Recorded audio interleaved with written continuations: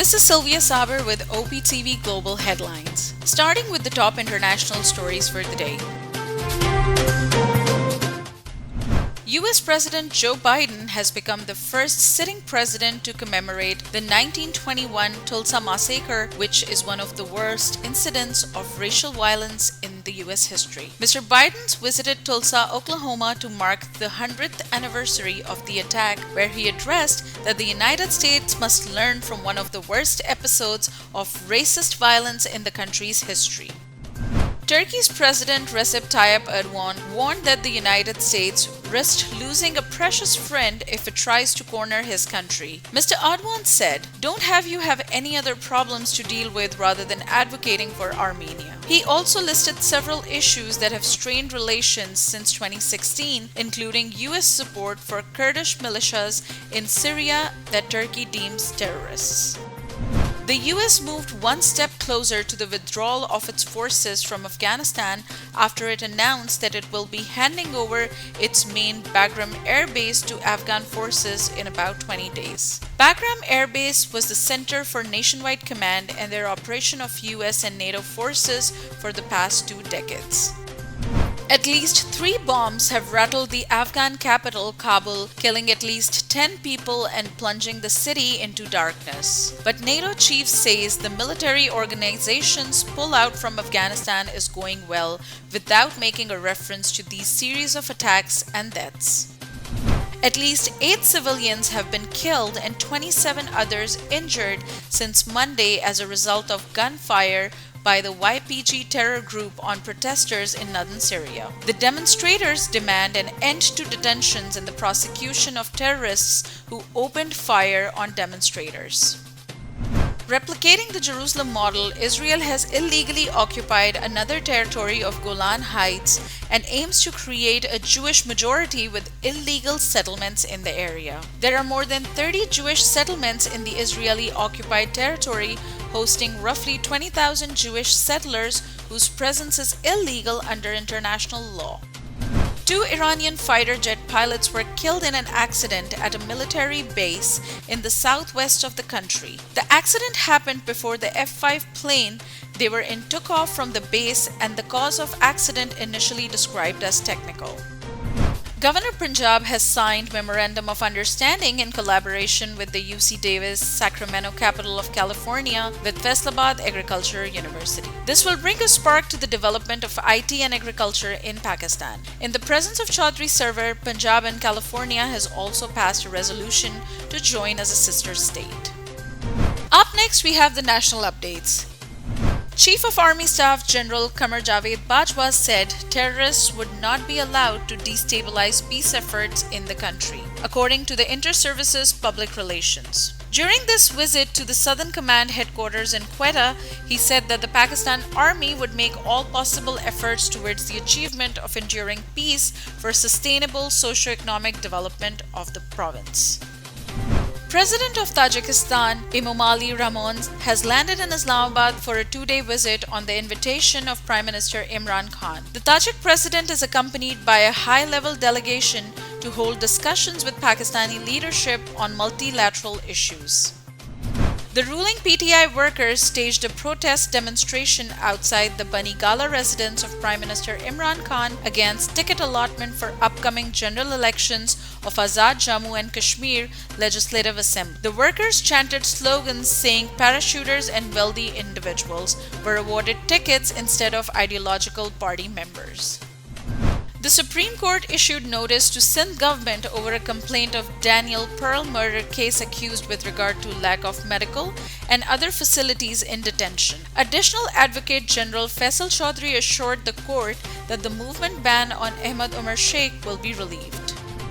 The federal government has withdrawn its petition challenging the Lahore High Court verdict, which allowed PMLN President Shehbaz Sharif to travel abroad. Pakistan placed Shehbaz's name on the exit control list on May 17th, 10 days before the Lahore High Court granted permission to Shehbaz to travel abroad for medical treatment.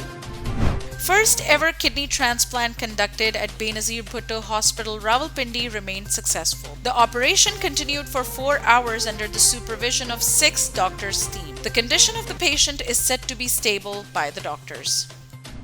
A police constable was martyred during a clash between police and robbers in Lahore's Sandra. The robbers managed to flee while Raivan ASP said that a special police team has been formed to investigate the case.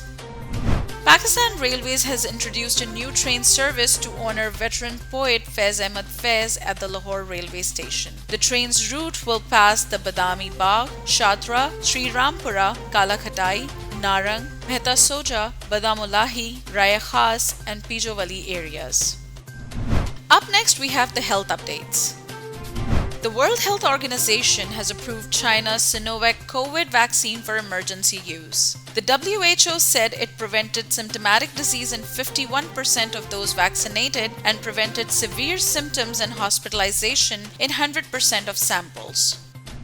With 1,843 new infections, Pakistan on Wednesday reported less than 2,000 coronavirus cases for the second consecutive day. According to the official data of National Command and Operations Center, at least 80 people lost the battle to coronavirus during the last 24 hours, and the positivity ratio across the country stands at 3.9%. Low-paid 24-hour shifts, severe shortages of staff, and protective gear have left many doctors on the front lines of India's brutal pandemic surge near breaking point. The Indian Medical Association said that more than 1,200 doctors have died of COVID since the start of the pandemic, including over 500 in the last 2 months. Up next, we have the sports updates. Amid increase in number of COVID-19 cases in India, this year's Men's T20 World Cup could be moved to the United Arab Emirates, the International Cricket Council said. The ICC added that a final decision on the host country for the October-November event would be taken later this month. Pakistan's former cricket captain Wasim Akram urged people to stay as calm as uncertainty surrounds remaining Pakistan Super League matches in Abu Dhabi. With 7 people, including 3 cricketers, are still waiting for UAE visas, it seems unlikely for the PCB to resume the 6th edition of the league anytime soon. Up next, we have the entertainment updates. Pakistan's Nobel Peace Laureate Malala Yousafzai made it to the front cover of Vogue's magazine's July issue. The extraordinary life of Malala, it read. Survivor, activist, legend. In an interview with the magazine, the 23-year-old activist hinted that she may be interested in a career in politics. Indian actor Karan Mehra was arrested after wife Nisha Rawal files a complaint of assault. Nisha stated in her complaint at Goregaon police station that Karan allegedly pushed her against the wall, resulting in her head injury. English singer Ed Sheeran is all set to be the next face of mega popular video sharing app TikTok after signing a big deal with TikTok X. A social media source confirming that Sheeran will be filming in London for TikTok after signing the deal. Up next, we have the business updates. Pakistan's annual inflation rate marginally lessened to 10.87% year-on-year in May. According to the Pakistan Statistics Bureau, the inflation rate in cities was 8% and 10.06% in rural areas. The value of gold continues to rise in Pakistan and the commodity became expensive by Rs 350 per tola. The value of 1 tola of gold has gone up to Rs 112,650. Lebanon's economic collapse is likely to rank among the world's worst financial crisis since the mid-19th century. The World Bank has said in a report. The report released predicts that Lebanon's economy will shrink by close to 10% in 2021. Lebanon defaulted on its debt last year, due to which the currency lost around 85% of its value. Up next, we have updates on science and technology.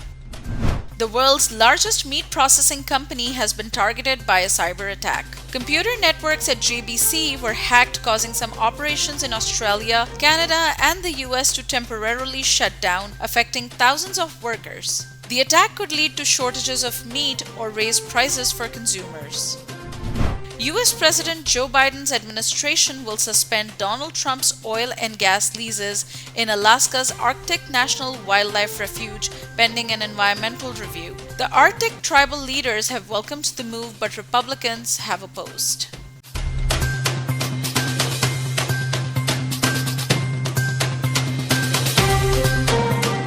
That's all from this bulletin. For more updates, do stay with us and keep watching OpTv Global.